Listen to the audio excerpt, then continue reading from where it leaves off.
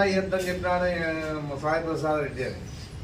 ఆ కర్మ పట్టానే నువ్వు అబద్ధం చెప్పినావు, మొదట్లోనే అబద్ధం చెప్పినావు. ఎవరైనా వచ్చి నాకు ఎమ్మెల్యే సాయి ప్రసాద్ రెడ్డి ఇల్లు ఇయ్యద్దని చెప్పి ఫోన్ చేసినా అన్నా కూడా రుజువు చేసి చూస్తాం. అవసరం మాకేముంది? నీకు ఇల్లు ఇస్తే ఏమి ఇపోతే ఏమి? నీ ఆత్మ మిత్రుడున్నాడు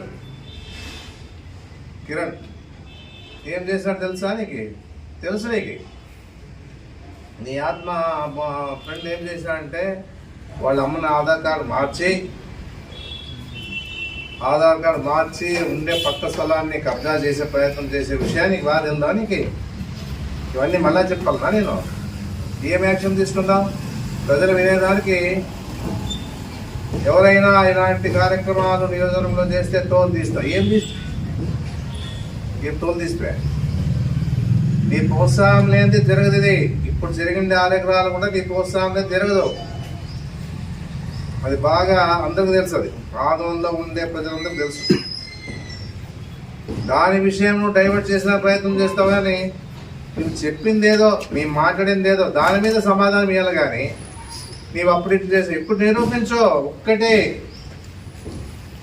నీలాగా బ్రోకర్ల మధ్యలో బ్రోకర్లు పెట్టి బ్రాంతి షాపుల విషయంలో 75,000 ఇవ్వాలి నాకు అని మధ్యలో బ్రోకర్లు ఉన్నారు. ఆ పని చేసేదానికే మేము ఎప్పుడైనా స్టేట్మెంట్ ఇస్తే ఏమన్నా మేము స్టేట్మెంట్ ఇకపోతే మాకు ముట్టదేమో అని చెప్పేసి ఆలోచన స్టేట్మెంట్ ఇస్తున్నారు తప్ప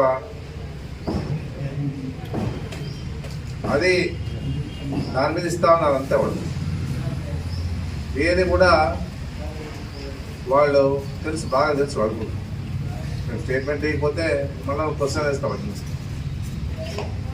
వేసి ఎందుకు మీరు స్టేట్మెంట్ ఇవ్వలేదు మళ్ళీ వాళ్ళని అడుగుతాం. ఏదో ఇవ్వాల, ఇకపోతే బాగుంది.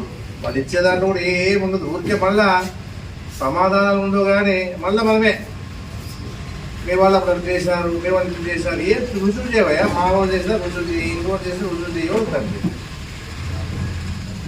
ఊరికి 11 సర్వే నంబర్లు ఇచ్చి ఇంకా ఉన్నాయి కెమెరాలో నిండిపోతాయంటే ఏంది? అది ఉన్నాయి సర్వే. అది ఏడ రాష్ట్రంలో సర్వే నంబర్లు ఉంటాయి, లాగా ఉంటాయా?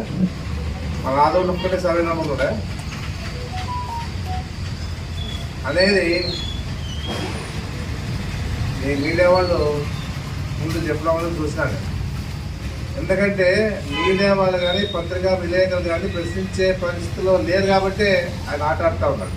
మీరు ఎప్పుడైతే ప్రశ్నిస్తారో అప్పుడు సమాధానం ఉండదు. మరి నువ్వు ఏ విధంగా మాట్లాడుతున్నావు? మాజీ ఎమ్మెల్యే మీద, సాయి ప్రసాద్ మీద ఏ విధంగా మాట్లాడుతున్నావు నువ్వు? ఇవేమో రుజువు ఉన్నాయని అడిగినారంట. దాన్ని దాటేసిపోతాడు. ఆయన అలవాటు చూసినాం, చాలా మీడియా చూస్తూ ఉంటాం. ఎక్కడైనా ఏదైనా పోయినప్పుడు వాళ్ళల్లో వాళ్ళు ఏదన్నా క్వశ్చన్ వేసినప్పుడు అది సమాధానం ఉండదు, అని ముందుకు పోతా ఉంటుంది. ఎందుకంటే ఆ మీడియాలో నన్ను ఏం అనలేదు అన్నట్లుగా ఒక నవ్వుతో మొత్తం తప్పించుకుంటాడు. ఆ తెలివితేటలు బాగున్నాయి. ఒక అబద్ధాన్ని నిజం చేసే విషయంలో గనుడు ఆయన. నాకు రాదు స్ట్రైట్గా మాట్లాడేదే. ఏమన్నా ఉన్నా కూడా ఎదురుగా మాట్లాడి చెప్పే పరిస్థితి రాదు. నేను అన్నాను, ఏమన్నాను? సెటిల్మెంట్ చేసా అన్నాను. నేను సెటిల్మెంట్ చేసుకున్నా అని చెప్పలే. ఎవరైనా మన దగ్గరకు వచ్చినప్పుడు పిలిపించి మాట్లాడి ఇద్దరికి విభేదాలు లేకుండా పనిచేసినామే కానీ ఏం ఆశించి పనిచేయలే. అవును సెటిల్మెంట్ చేసావు నువ్వే ఒప్పుకున్నావు, సెటిల్మెంట్ చేసావు నువ్వే ఒప్పుకున్నావు అని గంతలేస్తున్నావు. సెటిల్మెంట్ చేసినాను. మన దగ్గరకు వచ్చినప్పుడు సమస్య వచ్చినప్పుడు ఒక ఎమ్మెల్యేగా మా దగ్గరకు వచ్చినప్పుడు కూర్చొని మాట్లాడి సెటిల్మెంట్ చేస్తూ ఉంటాం. దాని నుంచి మేము ఎప్పుడు ఆశించింది కానీ ఏ విధంగా కూడా వాళ్ళు ఇబ్బంది పెట్టింది కానీ చేయలే. నీ మాదిరి ఎన్ని చేయాలంటే ఆఫీసులో చెప్తాను, నాకు తెలియకుండా ఏం చేయొద్దండి అని చెప్పేసి. రిజిస్టర్ ఆఫీస్లో నాకు తెలియకుండా అందని చెప్పేసి చెప్తావు. కాంట్రాక్ట్ వస్తే నాకు మామూలు ఇవ్వాలంటావు. అమ్మా అది పడందే నువ్వు ముందుకు పోవు. ఇంకా అన్నీ తెలుసు. ఇంకా జరసు విషయం తెలుసు, భీమ్ విషయం తెలుసు. నిన్న మళ్ళీ 6 నెలలు అయింది కదా. 6 నెలల నుంచి అమరావతి నగర్లో రైస్ వేయడం లేదు, మా పేదవాళ్ళకి వేయడం లేదు అని మొత్తుకుంటా ఉంటే కూడా నువ్వు పట్టించుకున్నావా? నీ పక్కలోనే ఉంటారు కదమ్మా నీ అనుచరులు. 4 గంటలు మీ తరపున మాట్లాడే వాళ్ళు నీ వెనకే ఉంటారు.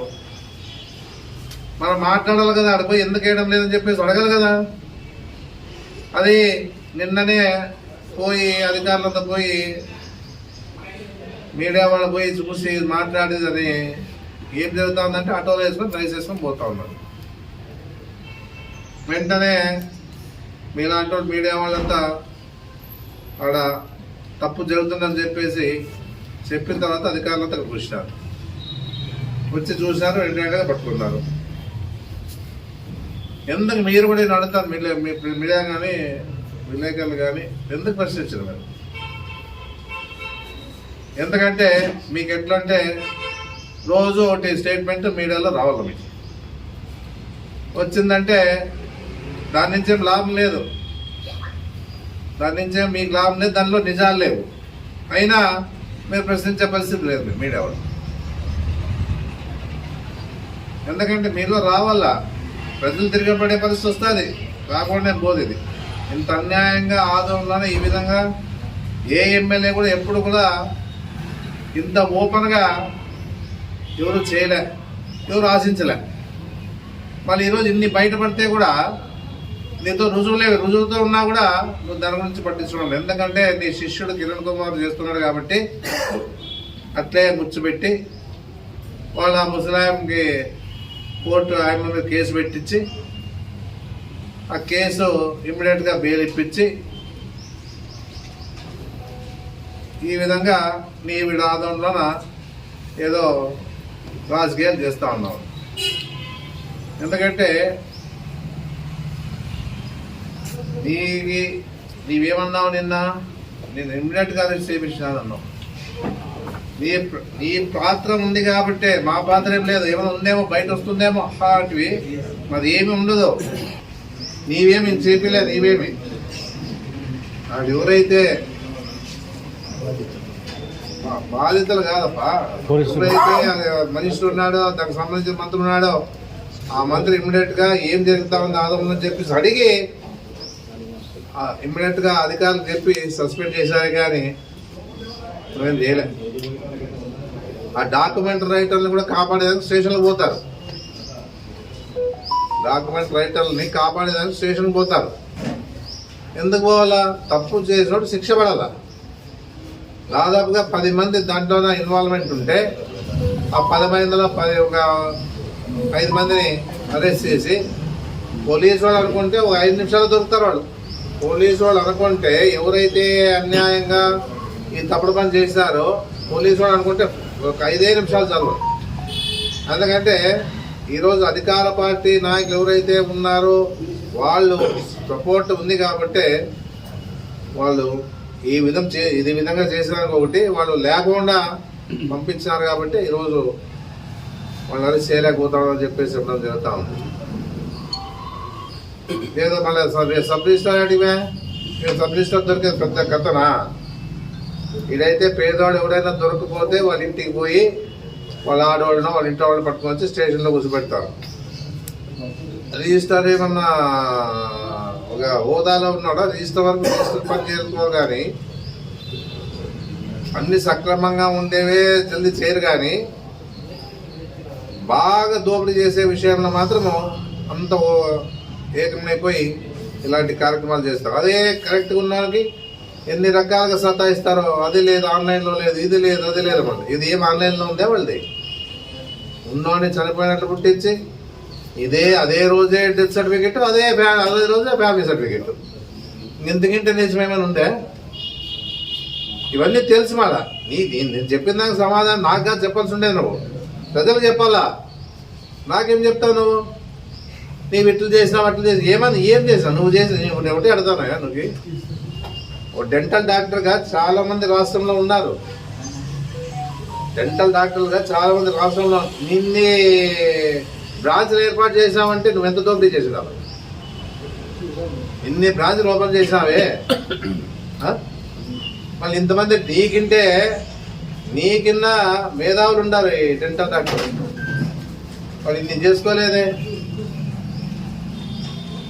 వాళ్ళన్నీ ఎప్పుడు చేయలేదు. వాళ్ళు ఏదో వాళ్ళ పద్ధతిలో వాళ్ళు పోయినారు. కానీ నీ లెక్క బ్రాంచ్ ఓపెన్ చేసుకుంటూ పోయినా అంటే నీవేముండే నీకు? నేను డబ్బుల్లో పుట్టి పెరిగినాను. నేను మేము మా కుటుంబం అంతా గుంపులో పుట్టి పెరిగింది, ప్రజాసేవ కోసం వచ్చినాం అంతే రాజకీయాల్లోకి.